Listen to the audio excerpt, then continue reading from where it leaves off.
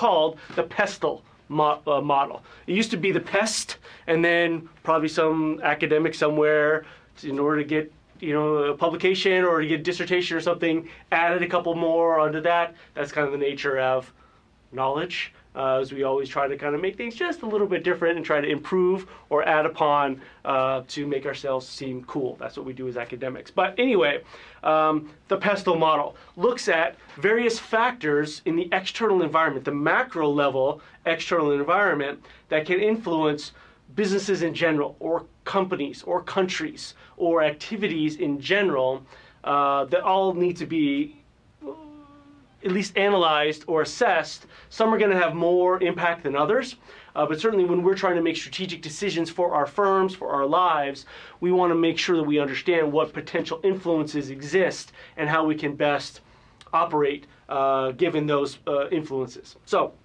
for example, it starts here with political factors. Political stability, instability. Now, we in the United States live under a relatively even, I don't know what the best term is, stable political environment. And I know the last election was surprising to a lot, and there are some people that are protests and those kinds of things, but we had a relatively smooth transition from one political party to another, the Democrats to the Republicans.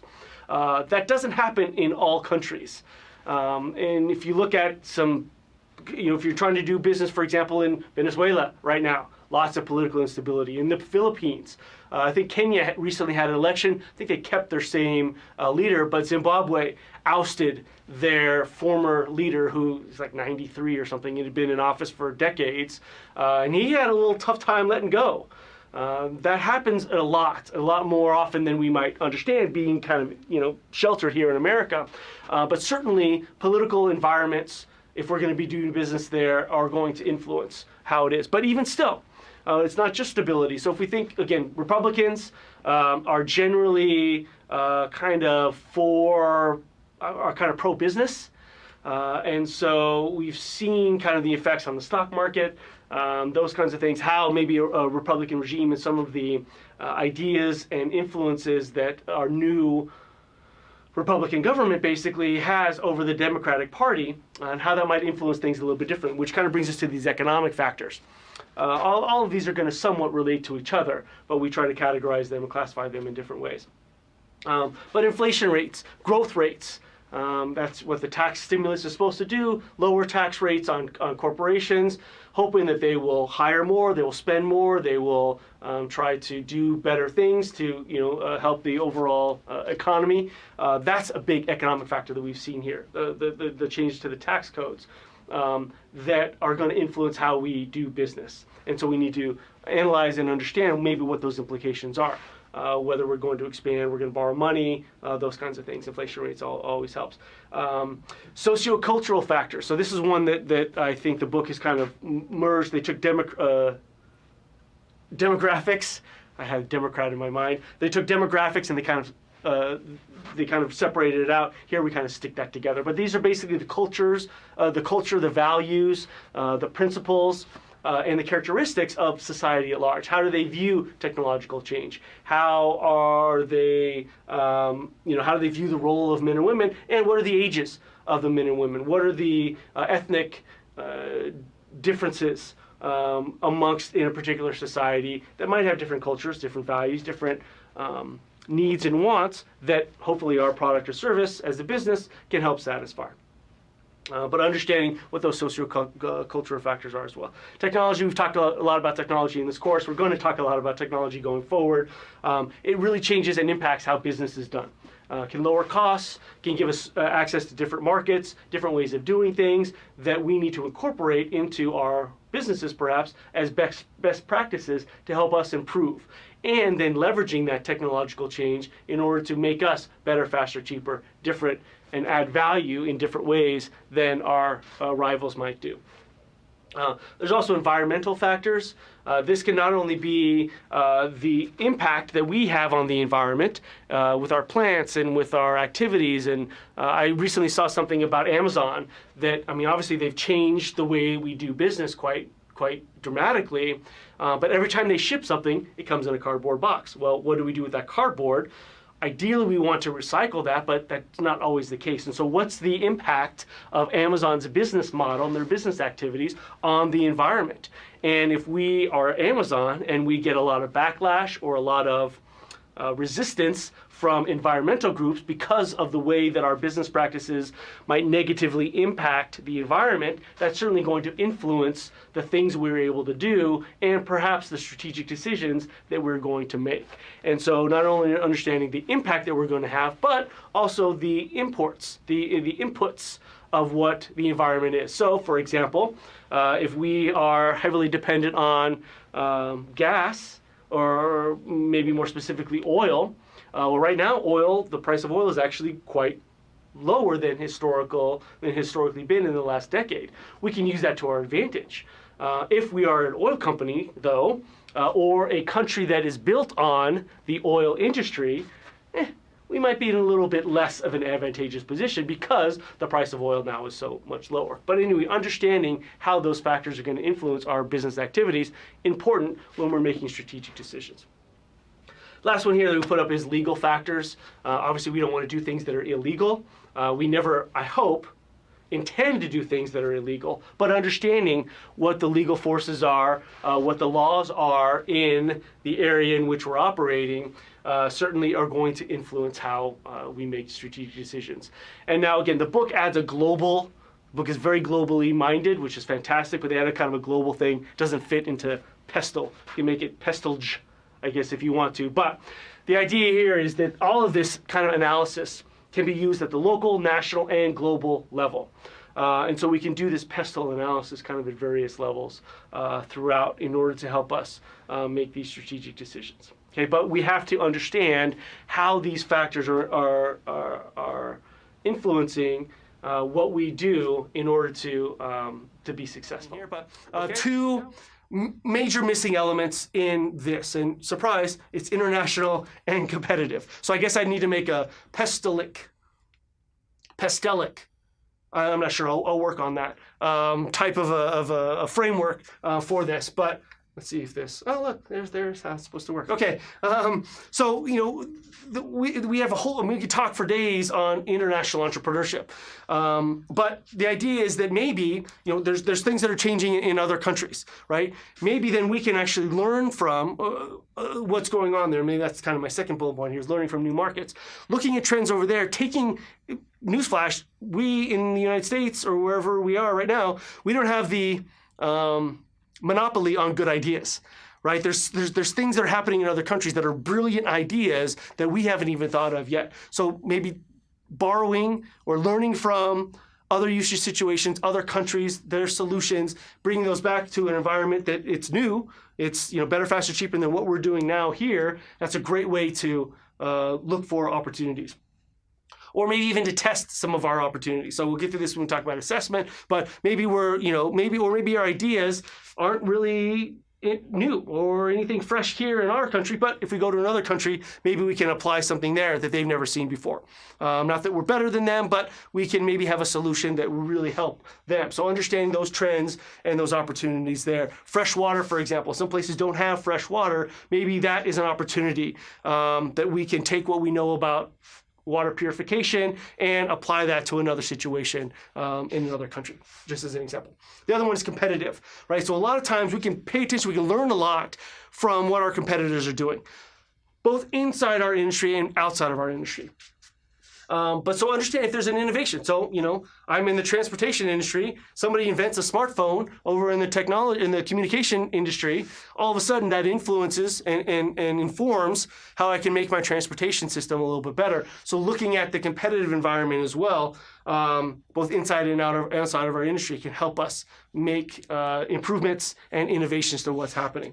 The other thing is understanding market adoption. So if an idea that is leveraged somewhere else is very popular, well, I can maybe apply that similarly to my industry, my activities, and help if I see others adopting a certain practice or a certain activity, then certainly I can apply that to what I'm doing in my particular industry and help from there. So kind of the godfather of all strategic management is Michael Porter. He, in 1980, wrote a book called Competitive Strategy that blew everybody's minds away, that really revolutionized our thinking of business, of strategic management, of sustainable competitive advantage, all that kind of stuff. Michael Porter was kind of the guy who started this whole strategic management school of thought to begin with. And one of his biggest contributions to strategic thought is the idea of 5 forces, if you've heard of Porter's 5 forces. And basically, this is what he's broken kind of industries into 5 areas that we need to consider when we're analyzing an industry.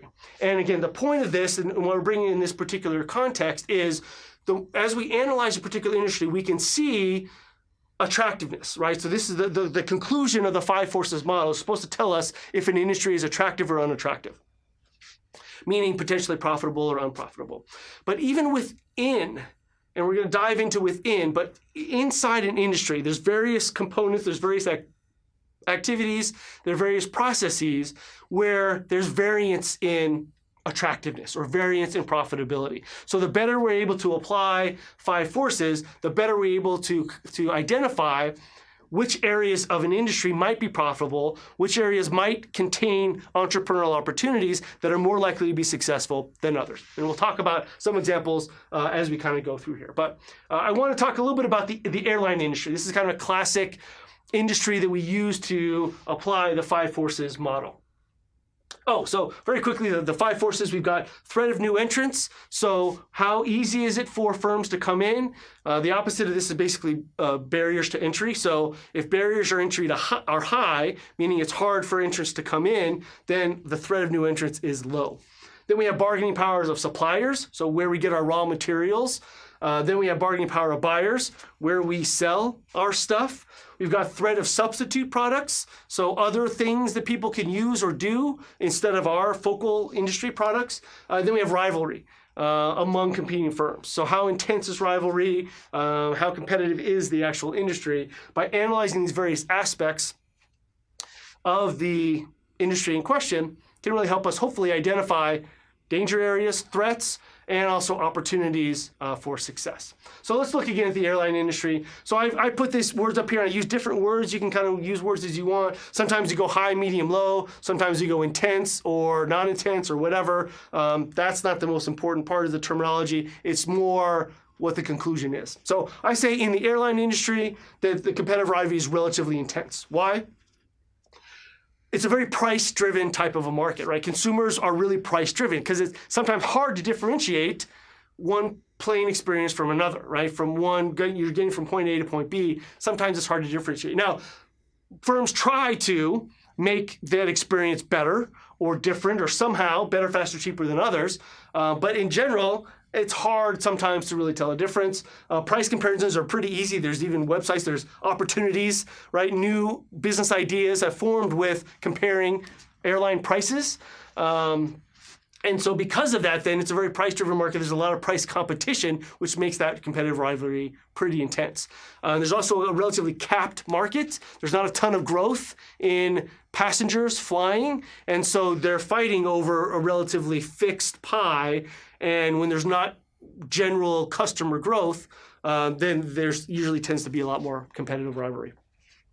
Here I'm saying the power of buyers is high because switching costs are relatively low. So if I want to fly United or American or Delta, well, there's nothing really stopping me from doing either of the 3. Now, again, a strategy that then the airlines have come up with to try to reduce this power of buyers is the idea of frequent flyer programs. So I'm a United guy, so I certainly have perks with flying with United. I have been somewhat incentivized to do so, but if a flight is $500 on United and I find it for $300 somewhere else, is that really, that extra 5 inches of legroom, is that really worth $200 on that particular flight? Probably not. So there's a limit to those switching costs, right? So, and it doesn't really cost me much to go from one to the other. There's also large corporate contracts that give, as soon as you have one company or one buyer dictating some of the terms or capital buying a lot of the product, that then switches the power of the buyers very high because they have a lot of negotiating ability, a lot of negotiating power, the bigger that particular buyer is. If you have a lot of relatively small power players, then your power buyers gets a little bit lower. But if you have corporate contracts and those kinds of things, that tends to increase then the power of the buyers. Entry barriers are relatively moderate. I would even say, mostly high. Think of what it would take to, create an airline. You need a lot of money, a lot of labor, right? A lot of logistics, a lot of planes. It's very hard to just get into the airline industry. Another thing too is that there's limited gate slots. So at an airport, for airlines actually rent gates. And so there's only a finite number of gates at any one particular airport. And so if all the big carriers are already renting out those gates, where am I going to land? Where am I going to, drop off my passengers? So it's very difficult just from a capacity standpoint in the airports to actually enter in as a new. Now, but we've seen changes, right? Virgin America comes in. Spirit Airlines is relatively new, right? There's new entrants that come in. That's why I kind of put it at moderate, but it's a very difficult industry to actually enter for a lot of those big, the barriers to entry are relatively high there. Next one, then, power of suppliers, I say is pretty strong. Basically, the supplier to the airlines, if you think about the airplanes, highly specialized, right? Big budget, long, lots of research and development, long production cycles, those kinds of things. And there's really only two players. You got Boeing and Airbus. And now sometimes because there's two, you can maybe play one against another to get better terms or negotiate something. But because there's only two, it's kind of hard to really do that effectively to really have important returns there. So the power of the buyers or the suppliers is relatively strong, not only because there's a very specialized aspect of product, but because there's also only two of them, two options available. Power of substitutes, I'm saying, is high. There's lots of other substitutes. Now, this is something students often get this wrong. They get confused about this. So I want to just take a second here to talk about this. A substitute for an airline is not another airline. So United is not a substitute for American, which is not a substitute for Southwest, which is not a substitute for Delta. So those are rivals, right? We already talked about the rivalry and how that all kind of works out. A substitute is something usually outside the industry that solves the same business need as the focal industry. So really what airlines do is you get a person from point A to point B. That's the customer problem, the market opportunity that airlines are solving. Well, there's lots of different ways to get from point A to point B. You can take the train, you can take the bus, you can take a car, you can walk, you can, whatever, bicycle, whatever. There's lots of different ways to get from one point to another. Those are substitutes because those are outside the industry. If we expand our mind even further, instead of me flying to New York to have a meeting with somebody, a client or somebody or whatever, I can use telecommunication. I can call them on the phone. I can set up a Skype or Zoom or some kind of, interaction where instead of taking an airline and flying there, that's a substitute, right? So it's outside the industry, but it's solving the same problem. The problem is I need to get there and need to talk to that person. Well, there's other ways that I can use. I can use email, something, right? I can use something else to communicate with the person I need to communicate with. That's a substitute. So keep that in mind as you're thinking about rivalry versus substitutes.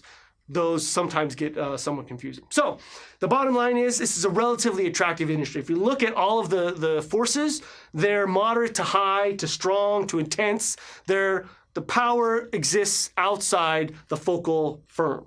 And so generally speaking, not a very attractive industry. And you see that in firm performance. Most airlines struggle to be profitable, but that's not all. Right? And so, again, if we look at, we'll talk a little bit here too, look at Southwest. They've been profitable for like 40 years and running, 45 years. I don't know how long they've been around. They've figured out by looking at this industry, what's broken. What are ways that we can use our creativity?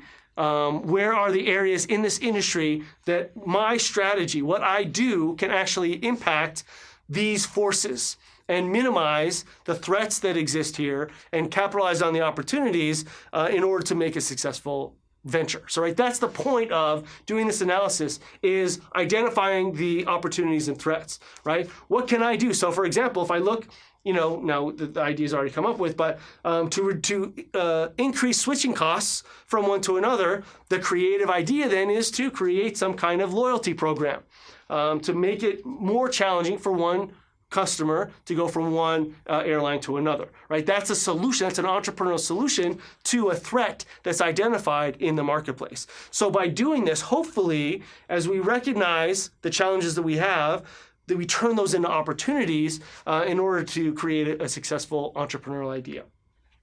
We look at other peripherals, perhaps, to the industry. So we look and say, okay, the airlines, the Uniteds and the Southwest of the world, they might be struggling a little bit, and maybe Southwest struggles a little bit from time to time as well. But are there ancillary activities where maybe I could be successful? So if I did catering, right? So all these, lots of flying, the planes and maybe the airlines themselves are losing money. But if I provide meals, or if I provide marketing materials, or if I provide entertainment, something that improves the experience that's not an airline, but improves the airline experience, that's an entrepreneurial opportunity. So as we do industry analysis, the better we're able to understand the problems and the challenges and the opportunities that exist in a marketplace, hopefully then that sparks innovative ideas, sparks creativity, and is the foundation and the genesis of an entrepreneurial idea. So hopefully we've talked about that enough there. So again, what does Five Forces analysis tell us? Helps us to identify attractive and unattractive industries. So we looked at a very unattractive industry. We can apply this same process to attractive industries. And that's creating opportunities for entrepreneur pursuits, helps us to really identify the highly profitable ones and help us to be successful in doing that. And as we look inside that industry, so not just comparing one industry to another, but within that particular industry, really will help us identify specific threats and opportunities that should be the genesis of creative entrepreneurial ideas. And then is that, again, innovation and forms the basis of our strategic decision-making there as well. Hopefully creates some creative opportunities for us to be successful there as well. Now, another aspect that we need to discuss is the idea of strategic groups. So looking, again, intra-industry, within the industry. So that's what this says here, right? So we're looking at, because not all firms within an industry have the same performance outcomes. Talked about Southwest, very, very profitable in what they do, but they have a different approach to what maybe a United or a Delta or an American might have, and that helps us to identify the idea of strategic groups. So we'll talk about this in a little bit more detail. What this is, definition-wise, a set of companies pursue similar strategies within that particular specific industry. So it's more of a kind of a bifurcation. You're really setting, and it doesn't just mean two. In here, we actually have two different strategic groups, but it's more of an apples to apples kind of a comparison, right? Because you're taking a more specific look at those that compete in very similar ways with similar characteristics and putting those together in this kind of grouping. So again, these important strategic dimensions. So back to our airline industry. So I've just kind of done this. We've got prices, low to high on the vertical axis. On the horizontal axis, I chose routes serviced. Now this could be, so we have low to high. Now I think we can actually get a very similar group if we instead included number of first class seats, low to high. Number of airport luxury lounges, or quality of luxury lounges, something like that. So the criteria are important, and they can change depending on what's important to you, what your maybe particular strengths are, or what particular opportunity that you might have identified as a creative solution to a problem. You can put various types of dimensions on, 2x2 or some kind of graph, and that will then group or cluster these firms differently.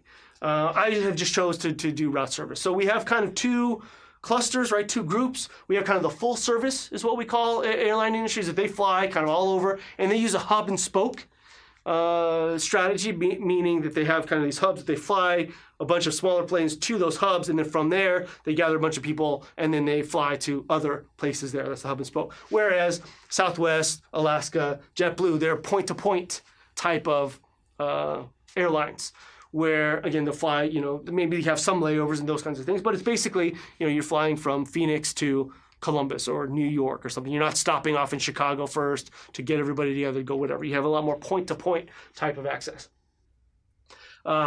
So what this does then, it allows us to actually look at the industry in a different way. And because the challenges that these firms are facing are going to be different than these firms. The opportunities that exist to compete with these firms might be a little bit different here. And so the better I understand these dimensions, the better I understand the characteristics and the activities of the individual players or the strategic groups within a particular industry, that can help inform me of opportunities and threats that might exist in the industry. Right? So again, that's why we kind of put this out here. So I'll mention this a little bit, what these insights tell us. Some of these are pretty straightforward. The first one, of course, rivalry is strongest within group. That's kind of hopefully pretty obvious, right? Because you think the same customer necessarily that is a Southwest customer might not be a United customer. So for example, I love to fly United. I have a problem sometimes with Southwest business model, but if the prices are different to a vast amount, then I can easily become a Southwest customer.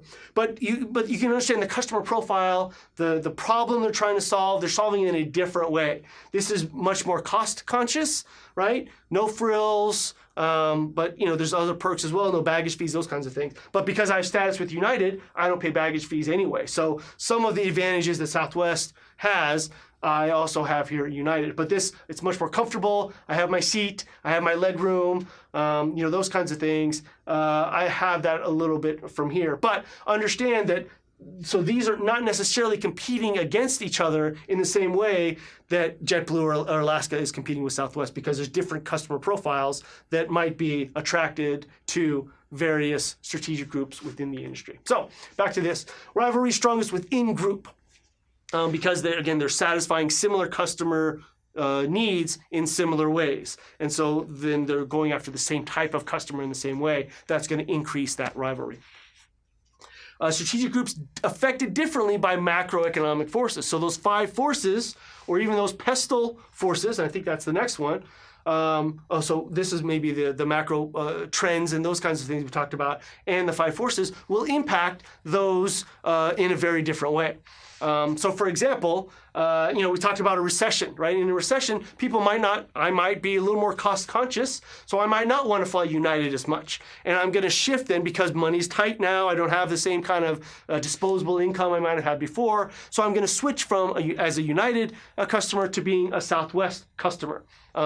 Because they're affected a little bit differently, right? Because they have a lower cost structure, so the prices work well. But if I think about it, even so, the typical Southwest customer, if there's a recession, now maybe I'm not flying as much. So maybe I'm more likely to drive or take the train or use telecommunication or something like that. So sometimes there's similarities, but sometimes there's differences on how these external environment forces can influence the groups in different ways.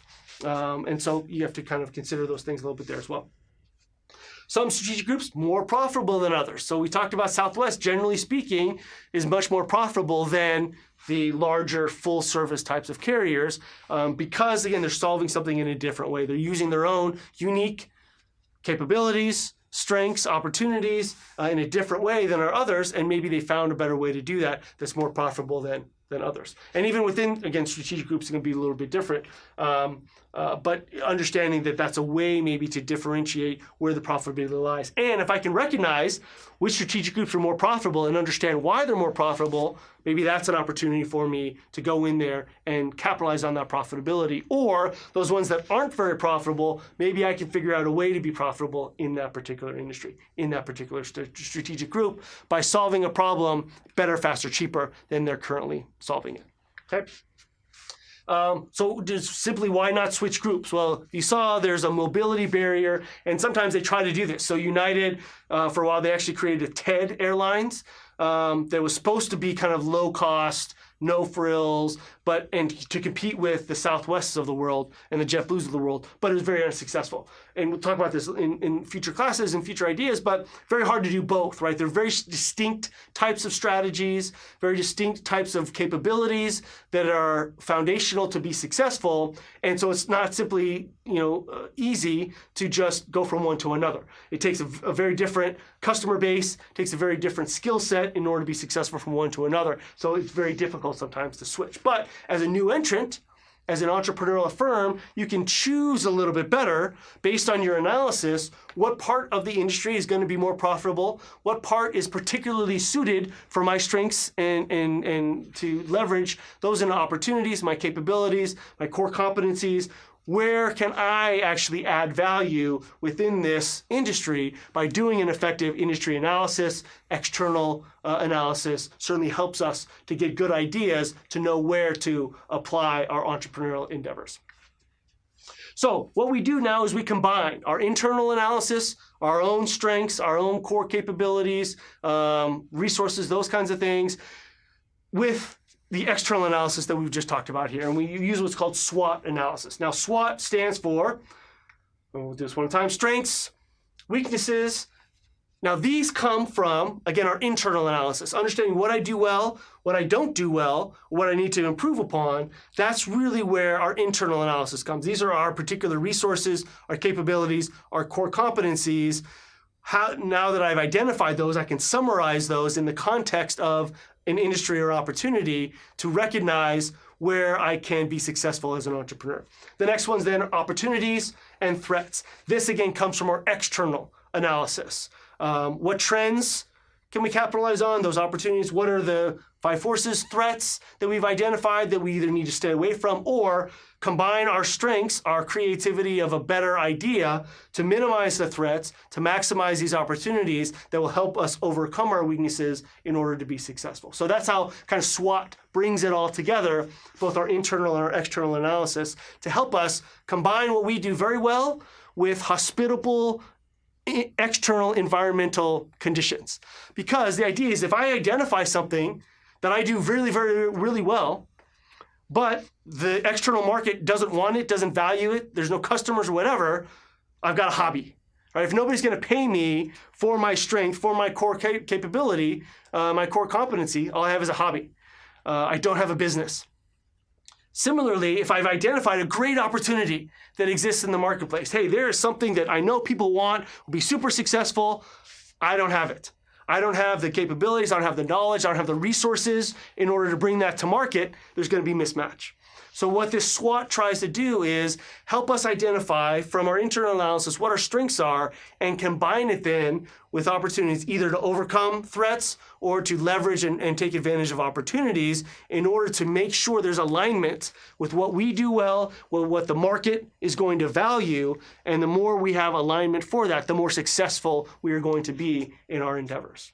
All right, so this is the culmination then of our internal analysis and our external analysis. So I'll put this is a far side that kind of illustrates, I think, the idea of SWOT. So we have this guy right here, right? He's taken stock of his strengths and his particular capabilities, his characteristics, and he is scanning the external environment for a hospitable, competitive interaction, right? Threat, opportunity, right? So this shorter guy, the smaller guy, is much more conducive to success because this individual understands his strengths and his weaknesses. So if he were to combine his strengths, or maybe more importantly his weaknesses, with these external areas here, not good, right? But if he's focusing on the other individual, or he sees, an opportunity, combining his own personal characteristics, that's much more likely to be successful than an interaction or an entrepreneurial pursuit in other areas that might be deemed threats. All right, so hopefully this is kind of illustrates, kind of funny way to look at that, but that's what we are trying to do. That is what the goal of this is to understand who we are, what we can do well, what are our creative opportunities and capabilities, and combine that, align that with opportunities that exist in the external environment that are more suited, that are best suited for our internal core competencies to help us to create that sustainable competitive advantage and increase the likelihood of our success. So in summary, I probably just said most of that, right? We need to consider our macro and industry level factors, right? We have to look at what's going on outside, because again, if I only look inside and that doesn't match the external environment, it's not going to be very successful. So I need to understand, and doing good analysis, thorough analysis at various aspects of an industry as a whole, within industries, strategic groups within those, other types of things, really helps us identify these threats and opportunities to help us capitalize on our strengths in order to be successful. That will then form the basis of our entrepreneurial and our strategic decision making. The better we're able to combine our internal and external analysis, the better we're able then to be on the right path and to ensure that we're doing things that are going to certainly help us to be more successful. Please join us for another episode of ENT 305, and until then, have a living good day. I know I will.